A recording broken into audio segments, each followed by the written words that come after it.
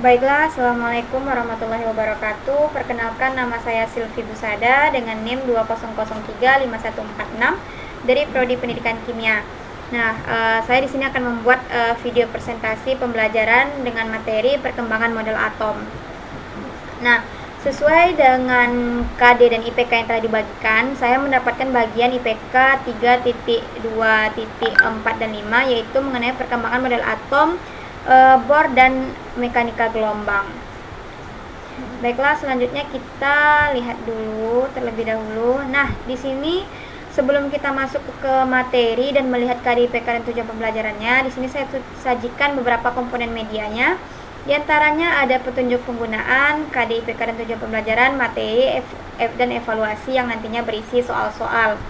Nah, pertama kita terlebih dahulu klik petunjuk penggunaan. Nah, di petunjuk penggunaan ini, saudara akan diarahkan ke bagian pendahuluan, video pengantar, materi, contoh soal, latihan, dan penutup. Terlebih dahulu kita lihat pendahuluan dengan mengklik pendahuluan. Nah, di sini kita akan diantarkan ke menu KD dan IPK serta tujuan pembelajaran. Kita lihat terlebih dahulu ya KD dan IPK-nya. Nah, berdasarkan kesepakatan kelompok, kami mengambil KD 3.2 kelas 10, yaitu menganalisis perkembangan model atom dari model atom Dalton, Thomson, Rutherford, Bohr, dan mekanika gelombang. Di sini saya akan menjelaskan mengenai materi perkembangan model atom IPK 3.2.4 dan 3.2.5, yaitu menganalisis perkembangan model atom Bohr dan menganalisis perkembangan model dari atom mekanika gelombang. Nah, setelah KD dan IPK kita ketahui, kita masuk ke tujuan pembelajaran. Apa saja tujuan pembelajaran dari materi ini? Yang pertama yaitu siswa dapat mendefinisikan atom. Yang kedua, siswa dapat menjelaskan konsep teori atom Dalton. Yang ketiga, siswa dapat menjelaskan konsep teori atom Thomson. Keempat, siswa dapat menjelaskan konsep teori atom Bohr. Yang kelima, siswa dapat menjelaskan konsep teori atom Bohr. Dan yang keenam, siswa dapat menjelaskan konsep dari atom mekanika gelombang. Nah, itu adalah beberapa tujuan pembelajaran mengenai materi ini. Setelah KD, IPK, dan tujuan pembelajaran kita ketahui, sebelum masuk penjelasan materi yang akan saya sampaikan, kita melihat dahulu video pengantar yang sudah saya sajikan.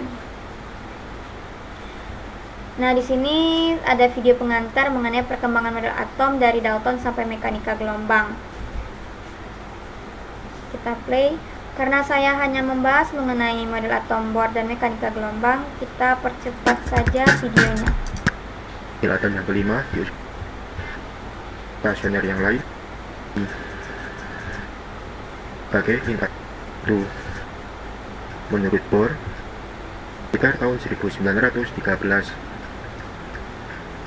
Menurut Bohr, elektron berputar mengelilingi nukleus pada lintasan tertentu tanpa kehilangan energi sama sekali, yang disebut sebagai lintasan stasioner, sehingga elektron dapat berputar selamanya pada lintasan ini.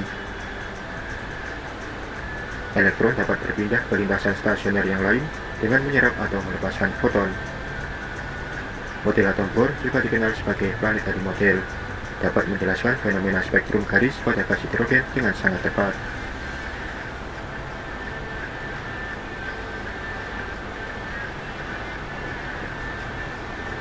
Model atom yang kelima diusulkan oleh Erwin Schrödinger sekitar tahun 1926. Menurut Schrödinger, elektron tidak berputar dalam bentuk lintasan pasti, akan tetapi dalam bentuk gelombang, sehingga tidak mungkin mengetahui lokasi dari elektron secara pasti.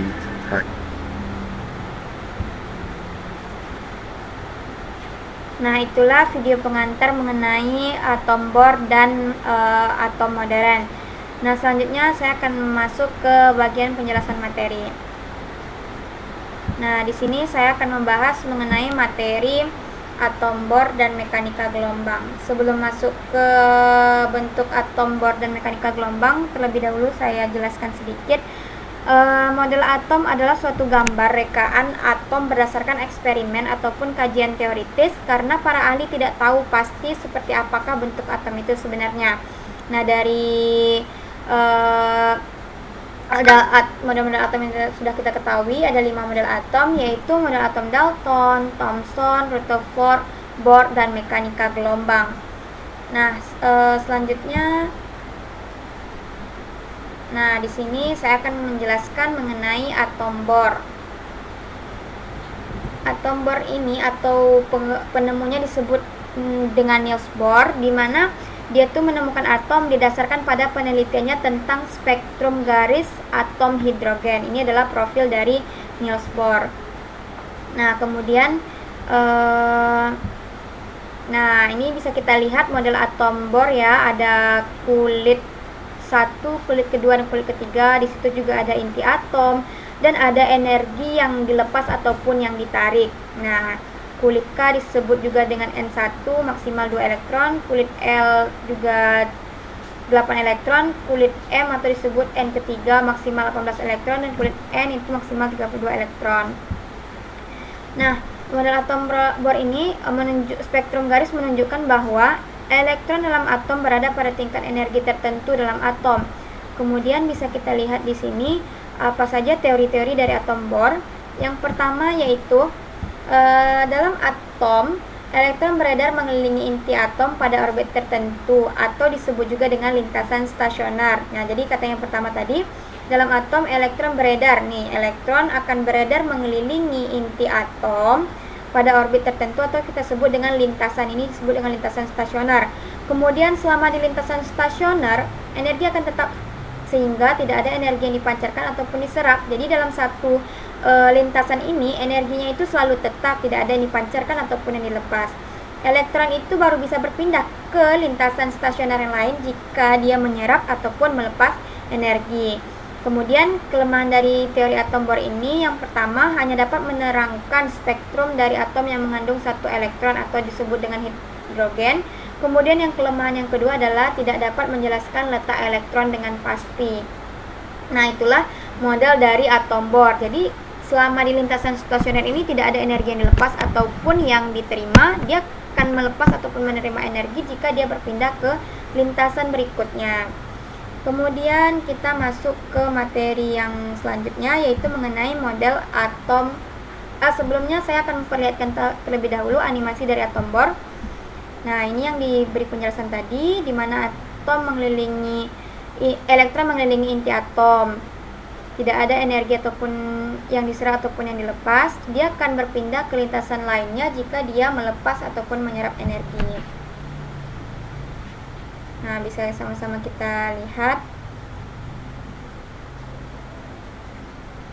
Nah, dia melepas energi lagi, baru dia berpindah ke lintasan selanjutnya. Begitu seterusnya. Nah, itulah mengenai atom Bohr, mulai dari teorinya sampai ke kekurangan dari atom Bohr dan sampai ke animasinya.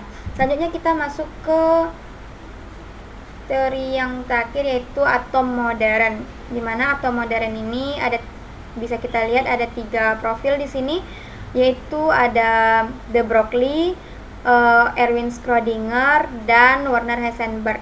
Ketiganya mampu meramalkan kebolehjadian ditemukannya elektron pada atom modern ini. Jadi letak elektron itu tidak pasti, hanya daerah kebolehjadiannya saja yang diketahui. Nah, ini bisa kita lihat model atom elektron. Di sini dikatakan bahwa seperti awan elektron yang mengelilingi atau di sekitar inti.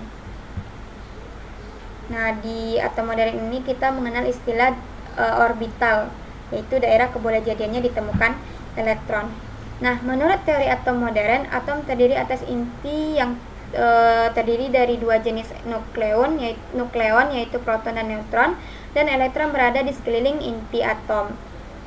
Model atom modern ini, yang pertama, kedudukan elektron digambarkan berupa awan.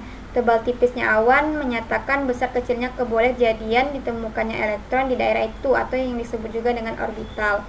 Kemudian model atom modern ini yang kedua, yaitu orbital, disebut juga tingkat energi yang berisi maksimum, berarti paling banyaknya itu pada orbital adalah 2 elektron. Kemudian yang ketiga, elektron dengan energi terendah menempati orbital yang paling dekat dengan inti. Jadi ketika energinya rendah pada elektron, berarti dia paling dekat dengan inti. Kemudian yang terakhir, orbital dengan tingkat energi sama atau hampir sama membentuk kulit atom. Nah, di sini bentuk dari animasi mekanika gelombang atau atom modern, hanya berupa awan elektron. Bisa kita lihat